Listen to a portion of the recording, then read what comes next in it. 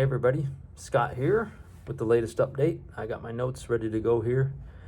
This is going to cover Sunday, April 25th through Saturday, May 1st. Days 53 through day 59. Yeah, okay, so here we go. So I've left Dalesville, got a ride out to mile 746, which is where I ended. Went from 746 to 767, stayed at Cornelius Creek Shelter. Then Monday, I went from there to 789 and stayed at John's Hollow Shelter. From there, I went to mile 807 and stayed at Brown Mountain Shelter. Then Wednesday night, I made it to mile 823 and stayed at Sealy Woodworth Shelter. Thursday, I made it to mile 843 and stayed at Malpin Field Shelter. Friday, I made it to 859 and stayed at Paul C. Wolf Shelter. And this morning, I did a short 5 miles into Waynesboro, which is where I am at now. I'm in a Holiday Inn Express. I've had some pretty interesting hotel stays, so I decided to stay at a real nice hotel tonight. So that's where I'm at. So I'm at mile 864 in Waynesboro. Tomorrow morning at 8 o'clock, car's picking me up, taking me back to mile 864, and I'll continue on. My next stop should be Ouray. I have a package waiting from Betty with new shoes and some other gear that I need. So let's talk about what we did today. So in the pictures before this, you'll see some of this, but when I left Dalesville Sunday, I started the Blue Ridge Parkway, which is a highway that runs along the ridgeline, and as you're hiking, you're going in and out of the woods and crossing this Blue Ridge Parkway, which is a beautiful road. I'd like to come back and just drive that road sometime on my trike. That would be fun. What else? Okay, so that was pretty much it that day. That was Sunday. Monday, in the pictures, you'll see there's a big weather station up on top of one of the mountains, and that was the day that I came to the Guillotine. The Guillotine is two big giant rocks with a big boulder stuck between them. Kind of neat. And then after that, I went down to the James River Footbridge, which is the longest footbridge on the Appalachian Trail, and I think it was put there because of an Appalachian Trail thru hiker. It was like his life ambition to get that thing built, so they finally did. It's a real long bridge, pretty neat. All right, that was Monday. Tuesday, you'll see a plaque for Odie Klein Powell, a little monument. I don't know the story behind it, but if you read it, it says that his body was found there. It's a little kid, he's like 5 years old, and he made it like several miles on the Appalachian Trail. I don't know too much about it. It's kind of weird. And Tuesday's also the day that I hit the 800 mark. So we're at 800.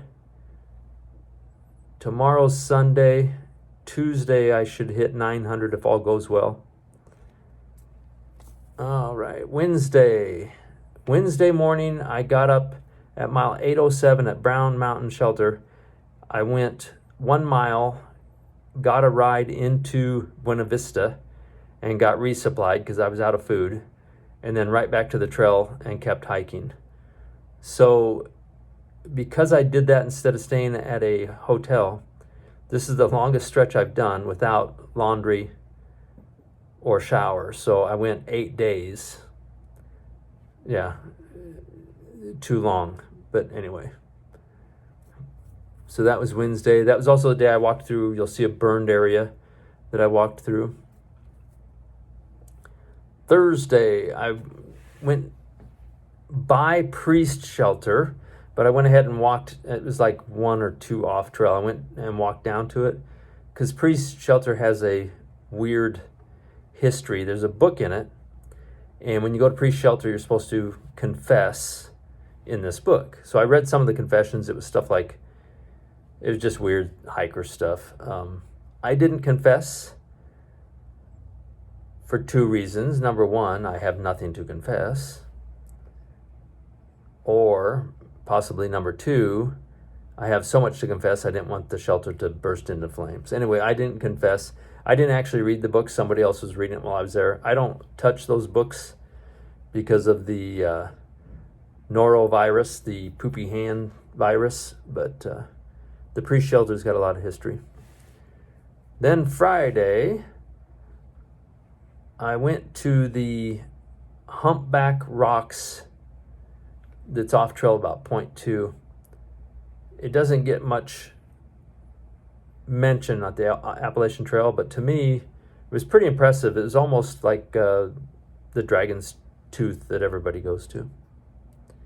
Then I held up outside of town at 8:59, the Paul C. Wolf Shelter, partly because I don't like getting to town super late, because when you get to town, you got to get resupplied, shower, laundry, phone calls. I usually do a video. If you get real late to town, it seems like you weren't even in town. So I held up at the shelter and then came into town today, Saturday. And on the way in, I went by a cemetery. I took pictures of it. And this cemetery didn't even use tombstones. They'd just taken the rocks that they had, big flat rocks, and used them as headstones. And you could tell they had scratched stuff in the stones, but it's long worn off. You could make out just little letters or something.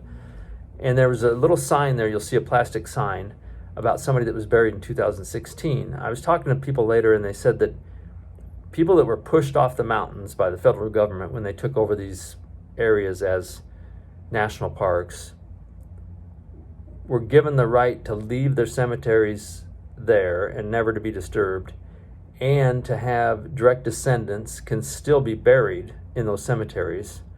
So that was kind of neat. That cemetery was really neat. I spent a minute or two in there. Then after that, there was what they call cabin ruins, and you'll see that it was some guy named Mayo. And you could see the small foundation of his cabin and this huge fireplace. And his view was just unbelievable. He just overlooked a valley, and it's just strange to think that someone's front yard was the Appalachian Trail before it was probably the Appalachian Trail. It's just amazing how the people lived out here and all the history. In some of the videos, some of the pictures, you'll see all these block walls. They know some of them were built by slaves. They don't know how others were built or when. Just a lot of history out here. So I am in Waynesboro now. That's about it. Sorry this is so long again, but it's been 8 days since I've been in town. Next stop is Luray. I'm going to get a room and pick up a package that Betty has sent me. The stop after that will be Harper's Ferry. I'm pretty sure in Harper's Ferry I'm going to take a day off, so I'll stay 2 nights at the hotel there without hiking. My body's starting to feel the aches and pains of no zeros. And also, I'm going to see if I can't meet my niece there. She lives in Virginia. And I've got some stuff I need to order to send to Betty so she can send to me along the way, that kind of thing. So next stop is I'm at 864. The next stop is mile 944 at Luray. And then after that, it's somewhere around 1050 is Harper's Ferry, which is the unofficial halfway point. It's not really the halfway point, but it's where the AT Conservancy is. So they call it the unofficial halfway. The actual halfway point's another 40 miles after that. So, all right, guys, thanks for watching. I'll see you when I get to town in Ouray, and until then, we will just be heading north. Talk to you later. Bye.